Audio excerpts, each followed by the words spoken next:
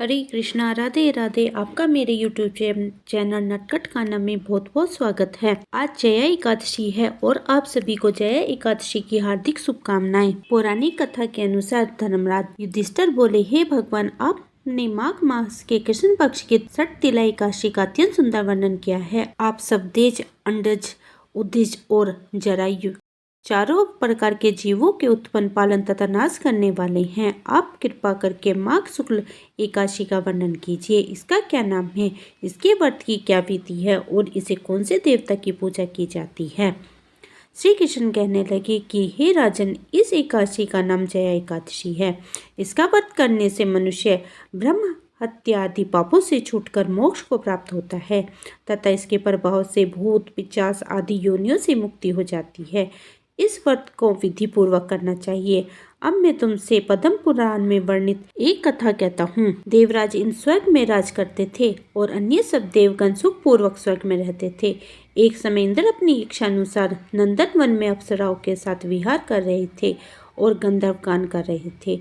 उन गंधर्वों में प्रसिद्ध पुष्पदंत और उसकी कन्या पुष्पावती और चित्रसेन तथा उसकी स्त्री मालिनी भी उपस्थित थे। साथ ही मालिनी का पुत्र पुष्पवन और उसकी पुत्र माल्यवन भी उपस्थित थे। पुष्पावती गंधर्व कन्या माल्यवन को देखकर उस पर मोहित हो गई और माल्यवन पर काम बाण चलाने लगी। उसने अपने रूप, लावण्य और हाव भाव माल्यवन को वश में कर लिया। हे राजन, वह पुष्पावती अत्यंत सुंदर थी। अब वे इंद्र को प्रसन्न करने के लिए गान करने लगे, परंतु परस्पर मोहित हो जाने के कारण उनका चित्त भ्रमित हो गया था। इनके ठीक प्रकार से न गाने तथा स्वर ताल ठीक नहीं होने से इंद्र उनके प्रेम को समझ गया और उन्होंने इसमें अपना अपमान समझकर उनको शाप दे दिया। इंद्र ने कहा, हे मूर्खो, तुमने मेरी आज्ञा का उल्लंघन किया है, इसलिए तुम्हारा अधिकार है। अब तुम दोनों स्त्री पुरुष के रूप में मृत्युलोक में जाकर 50 रूप धारण करो और अपने कर्मों का फल भोगो। इंद्र के ऐसे श्राप सुनकर वे अत्यंत दुखी हुए और हिमालय पर्वत पर दुख पूर्वक अपना जीवन व्यतीत करने लगे। उन्हें गंध, रस तथा स्पर्श आदि का कुछ भी ज्ञान नहीं था। वहां उनको महान दुख मिल रहे थे। उन्होंने एक क्षण के लिए भी निद्रा नहीं आती थी।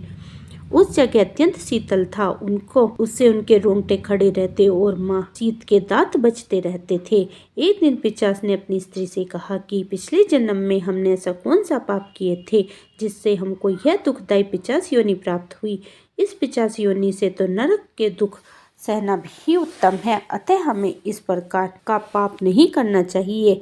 इस प्रकार विचार करते हुए वे अपने दिन व्यतीत कर रहे थे। देव योग से तभी माघ मास के शुक्ल पक्ष की जया एकादशी आई। उस दिन उन्होंने कुछ भी भोजन नहीं किया और न ही पाप कर्म ही किए, केवल फल फूल खाकर ही दिन व्यतीत किया और शाम के समय महान दुख से पीपल के वृक्ष के नीचे जा बैठ गए। उस समय सूर्य भगवान अस्त हो रहे थे। उस रात को अत्यंत ठंड थी। इसी कारण वे दोनों शीत के मारे अत्यंत दुखित होकर मृतक के समान आपस में चिपटे हुए पड़े रहे। उस रात्रि को उन्हें निंद्रा भी नहीं आई। हे राजन, जया एकादशी के उपवास और रात्रि के जागरण से दूसरे दिन प्रातः होते ही उनकी पिशाच योनि छूट गई। अत्यंत सुंदर गंधर्व और अप्सरा की देह धारण कर सुंदर वस्त्र आभूषणों से अलंकृत होकर उन्होंने स्वर्ग को प्रस्थान किया। उस समय आकाश में देवता उनकी स्तुति करते हुए पुष्प वर्षा करने लगे।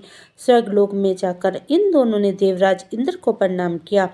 इंद्र इनको पहले रूप में देखकर अत्यंत आश्चर्यचकित हुआ और पूछने लगा कि तुमने अपनी पिशाच योनि को किस तरह से छुटकारा पाया, सो सब बतलाओ। माल्यवन बोले कि हे देवेंद्र, भगवान विष्णु की कृपा से जया एकादशी के व्रत के प्रभाव से ही हमारी पिशाच देह छूटी है।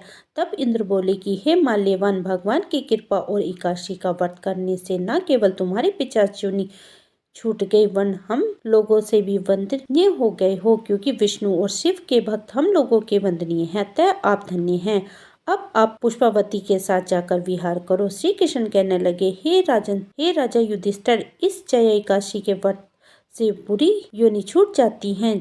जिस मनुष्य ने इस एकादशी का व्रत किया है उसने मानो सब यज्ञ, तप, जप आदि कर लिए हैं। जो मनुष्य जया एकादशी के व्रत करते हैं वे अवश्य ही 4 वर्षों तक स्वर्ग में वास करते हैं। इस महात्म्य को पढ़ने और सुनने से अग्निहोत्री यज्ञ का फल प्राप्त होता है। इस प्रकार जया एकादशी की कथा पूर्ण हुई। बोलो बाके बिहारी लाल की जय। जो भी एकादशी का व्रत रखते हैं उन्हें दसवीं से ही व्रत के नियमों का पालन करना चाहिए। दसवीं तिथि के दिन उन्हें सूर्यास्त होने से ही सात्विक भोजन कर लेना चाहिए और एकादशी के दिन प्रातःकाल जल्दी उठकर स्नान करें और व्रत का संकल्प ले। फिर भगवान विष्णु की पूजा करें। पूजा करते हुए विष्णु को पीले फूल पीले फल अर्पित करें। भगवान विष्णु की फोटो तस्वीर पर हल्दी का मिला हुआ दीपक जलाए और पीपल के पत्ते पर दूध और केसर की बनी हुई मिठाई रखकर भगवान के सामने भोग अर्पित करें और उसमें तुलसी दल भी होना चाहिए। और भगवान विष्णु के सामने शुद्ध घी का दीपक जलाकर उन्हें केले का भोग अवश्य ही लगाना चाहिए। इस दिन भगवान विष्णु के साथ माँ लक्ष्मी का भी पूजन करना चाहिए, क्योंकि माँ लक्ष्मी का पूजन करने से माँ लक्ष्मी बहुत प्रसन्न होती हैं। इसी के साथ हमारे जया एकादशी की कथा संपूर्ण हुई। बोलिए विष्णु भगवान की जय। दोस्तों, आपको मेरी ये वीडियो पसंद आई है तो वीडियो को लाइक कीजिए और चैनल को सब्सक्राइब कीजिए और अपने परिवार और मित्रों में शेयर कीजिए। मिलती हूँ एक और नई वीडियो के साथ, तब तक के लिए हरे कृष्णा, राधे राधे।